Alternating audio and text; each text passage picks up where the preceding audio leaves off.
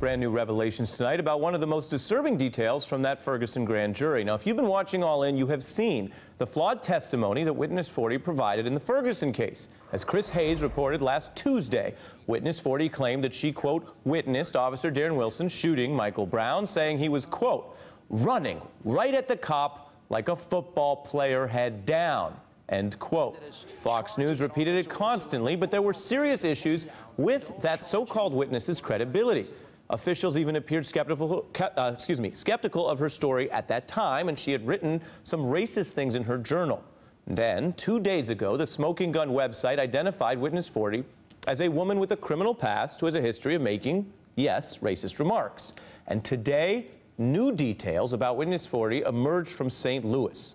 Sandra McElroy gave her first on-the-record interview to the St. Louis Post-Dispatch. She confirmed that she is this so-called witness in question, and the headline of the piece was, quote, Witness 40 in Michael Brown case raises questions about grand jury proceedings. Indeed. Speaking out for the first time, Sandra McElroy doesn't do too much to answer those questions. She told the paper, have I ever used the N-word? Yeah, I have. Would I ever harm a person because of the color of her skin? No. Am I part of the KKK? No. End quote. And then she maintained in the same interview that she did witness the death of Michael Brown, but she said, quote, if I ever witness anything again, I will never come forward. And then to sum it all up, again, her words, she told the Post-Dispatch she knew the prosecutors were trying to discredit her, saying, quote, they were trying to discredit me because of my racial slurs.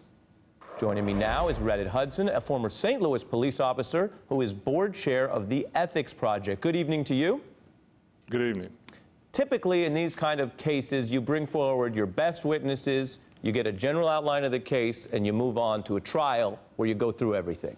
This one was weird, and many people say unfair, because they brought in so many witnesses.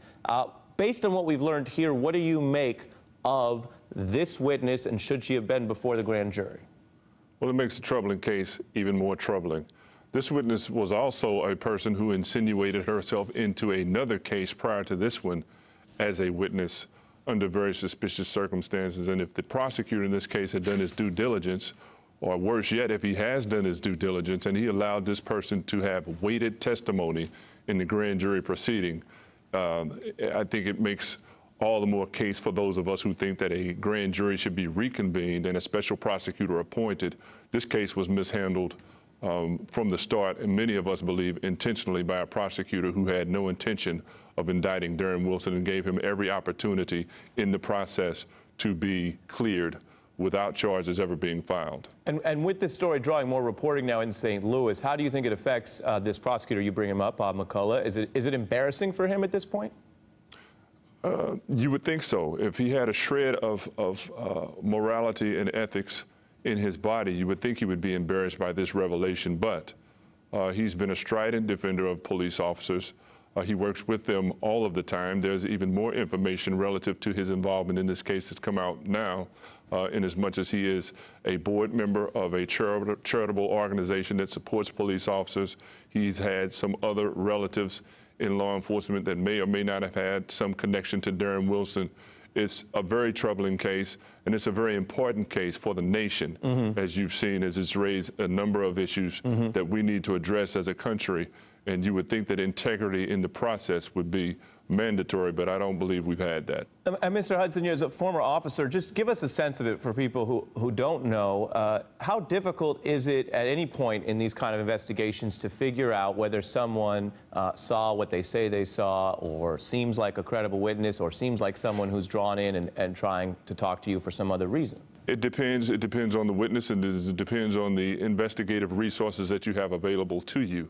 Apparently, this witness was substantively discredited early on by the federal investigators who, from my understanding, challenged her on her version of events and established the fact that she probably could not have been physically present to witness the things that she said she witnessed. And if you add to the fact her original story that she was in the neighborhood randomly so that she could help herself get over using the N-word, and she happened to be there on that day at that time for that reason, it borders on the absurd. Yeah, there And was here- talk about forensic and outside documentation and materials by the prosecutor in that famous press conference he gave. As you just said, there was a lot of outside evidence that placed her far from the scene of the incident. I want to ask you about race. Can I make another point, though? Because at this Mm-hmm. point, you have a federal investigation that is ongoing.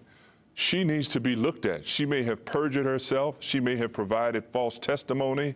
The prosecutor in this case needs to be looked at relative to his role in allowing her to go before the grand jury if he had some level of knowledge of these circumstances. This really is a door that's opened, I believe, for those who want to see a process that has the characterization of integrity in place.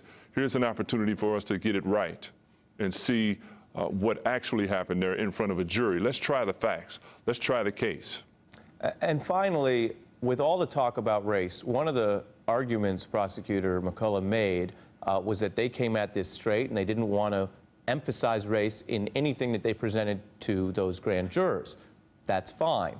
But what do you make of bringing someone forward who both had low credibility and then had all these racially incendiary and, in her words, racist things in her history? It would seem to me that if someone has low credibility and they don't add much and they have the race and you say you're trying to avoid racial problems, you wouldn't even bother to bring them in. If his attempt was to keep race out of the process, then with this witness, he's apparently failed miserably because there is no way to separate her history and her ideology and her thinking from the testimony that she provided. I think, again, it raises very serious questions that I hope federal investigators are looking into as we speak, because I think, like so many others in law enforcement and former law enforcement, that this process should be revisited. I think a lot of law enforcement people who've come on in front of the nation give the country the false impression that there is universal support for the officer involved in that situation and the process that followed. There is not. There are a number of officers around this country who believe in justice and who believe in fairness and don't think this process really provided us with either. Appreciate that, and we've been speaking to officers, current and former, on the show, and I want to mention, as we have before, since Chris Hayes started reporting on this, we've reached out to the prosecutor's office for comment and continue to welcome their involvement. Thank you to Reddit Hudson tonight.